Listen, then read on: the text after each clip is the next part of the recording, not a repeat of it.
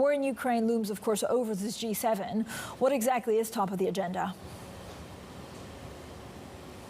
Yes, Francine, and this is entirely a meeting. And by the way, I believe there's a leader flying and hovering over our heads right now, going into the mountains where, of course, I've been gathering now for 2 days. And a lot of this dominated by the war in Ukraine, particularly after the shelling of the Ukrainian capital just hours before the meeting starting. Now, Francine, in terms of the communique, we are expecting today that G7 leaders will say, they will reiterate, there will be, quote, open-ended support for Ukraine on the military aspect, on the economic, but of course also too when it comes to potentially more sanctions on the Russian Federation as long as the war continues. The other big sticking point, and that is unclear whether there'll be an agreement by the end of the session, is that cap on oil prices. For G7 leaders gathered here, they recognize that it is very politically difficult, toxic, and hard to stomach the kind of revenue that Vladimir Putin is making as a result of the tight supply in the market, but also some of the second round effects of sanctions. And they talk about a price cap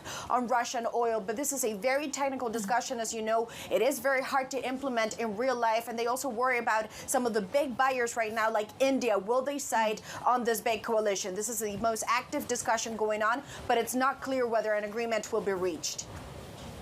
So, Maria, you mentioned energy. How much of a discussion is, of course, about this price cap on Russian oil, and will all of the leaders agree on this?